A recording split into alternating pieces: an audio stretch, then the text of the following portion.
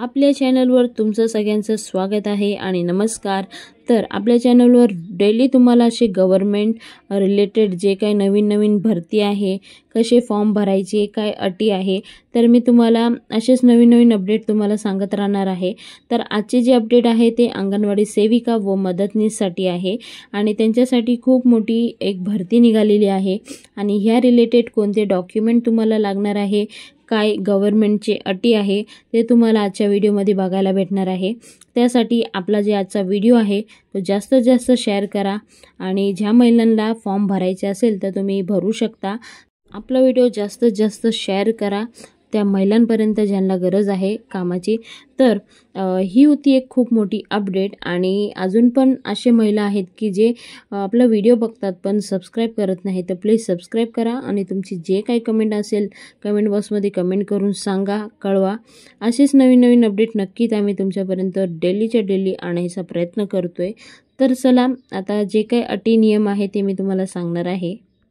अंगणवाडी मदतनीस भरती प्रक्रिया 2024-25 ही जे भरती आहे ही गडचिरोलीला आहे आणि इथे वेगवेगळे गावामध्ये किती पद पाहिजे ते इथे वेगवेगळे गावाचं नाव मेन्शन केलेलं आहे आणि किती पद आहे ते सुद्धा लिहिलेले आहे। तुम्ही वाचू शकता पॉज करून। आणि त्यानंतर त्यांना दर महिने 7,500 पगार भेटणार आहे आणि जे काही हे त्यांना गव्हर्नमेंटकडून जे काही सवलतं भेटतात ते सुद्धा भेटणार आहे। अटी आणि शर्ती बघू। शैक्षणिक पात्रता 12वी पास असायला पाहिजे। 12वी पास असेल त्यांनीच अर्ज करा, अगर नसेल तर तुम्ही अर्ज करू नका। यापेक्षा उत्तम शिक्षण धारण करण्यात या उमेदवाराने आवश्यक शैक्षणिक कागदपत्र व गणपत्रिका सादर करण्यात येईल। म्हणजे शैक्षणिक जे काही अटी आहे 12वी पास ते तुम्ही असायलाच पाहिजे आणि ते कागदपत्र तिकडं तुम्ही ठेवू शकतात। वास्तव्याची अट उमेदवार महिला स्थानिक रहिवासी पाहिजे। अंगणवाडी मदतनीस पदासाठी अर्ज केलेले असेल शहरातले रहिवासी महिला अर्जदार असणे आवश्यक आहे। यासाठी रहिवासी दाखला म्हणून तुम्ही ठेवू शकतात। वयाची अटी 18 वर्षे ते 35 वर्षे राहील। त्यानंतर शाळा सोडण्याचा दाखला ठेवायचा आहे, जन्माचा दाखला ठेवायचा आहे। चौथा मुद्दा लहान कुटुंब, जे आपण अर्ज करतोय त्यांचा लहान कुटुंब असायला पाहिजे, इथे एक दुसरी अट आहे। त्यानंतर जे अन्यथा अर्ज अपात्र ठरेल। अगर लहान कुटुंब नसेल मोठं कुटुंब असेल तर तुमचं जे अर्ज आहे ते अपात्र ठरेल। 5वा मुद्दा आहे मराठी भाषेचं ज्ञान। तर जे अर्ज करतात त्यांना मराठी यायला पाहिजे, मराठी भाषेचं ज्ञान असायला पाहिजे, तर तशा महिलांनाच इथे सेविका व मदतनीसला भेटू शकतात पद। 6वा मुद्दा उमेदवार विधवा असल्यास नगर परिषद नगरपंचायत यांच्याकडील पतीचे मृत्यू प्रमाणपत्र आवश्यक राहील। पुनर्विवाह न केल्याबाबत 100चं स्टॅम्प पेपर सोबत जोडायचं आहे। जे महिला विधवा आहे तर त्यांनी जे त्यांचे पती आहे त्यांचे मृत्यूचा दाखला ठेवायचा आहे आणि 100 रुपयाचं जे स्टॅम्प पेपर आहे ते बनवायचं आहे आणि ह्या जे डॉक्युमेंट आहे ते लक्षात ठेवत जा। व मुद्दा अनुभव, जे तुम्हाला अनुभव आहे ते तिथे तुम्हाला एकदा दोनदा टीचिंग वगैरे करून दाखवायचं आहे, तो झाला अनुभवचा मुद्दा। 10वा एका उमेदवारांना एकच अर्ज करायचा आहे। आता मी फॉर एक्झाम्पल मी आहे तर मी एकच अर्ज करू शकते, एकपेक्षा जास्त अर्ज करायचा नाही। 11वा मुद्दा अर्जासोबत जन्मतारीख पुरावा, शैक्षणिक पत्र, जातीचा प्रमाणपत्र, विधवा असेल तर त्यांचं जे काही पत्र असेल ते ठेवायचं आहे। त्याचे विविध पत्र तुम्हाला इथे ठेवायचं आहे।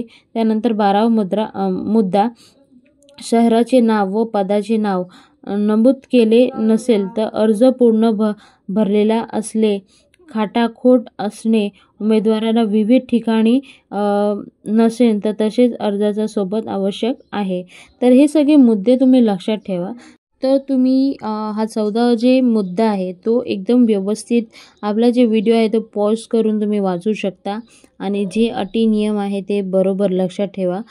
तर त्यानंतर 15वा अंतिम निवड झाल्याने उमेदवारांना निवडीबाबत कळवण्यात येईल. इतर उमेदवारांना कोणताही पत्र व्यवहार केला जाणार नाही. तर जे काही सिलेक्ट झालेले आहे त्यांना पत्रद्वारा त्यांना समजेल की तुम्ही पास झालेले आहे की फेल झालेले आहे. बाकी जे निवड झालेले नाही त्यांना असं पत्र वगैरे देणार नाही, हे तर स्पष्ट सांगितलेलं आहे.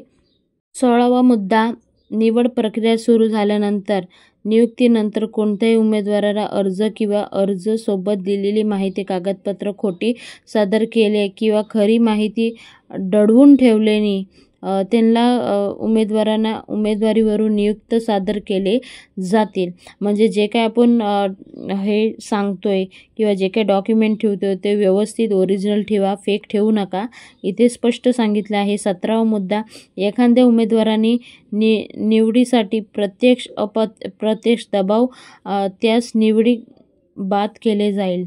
18वा मुद्दा, अंगणवाडी मदतनीस यांना शासनाद्वारा नुसार दर महिन्यात मानधन देव आहे. एकत्रित मानधन वेळोवेळी करण्यात आलेली वाढ नियमानुसार राहील. जे काही पैसे वाढतील ते नियम अनुसार असतील. अंगणवाडी मदतनीस हे एकत्रित मानधनाची स्वरूपचे पद आहे.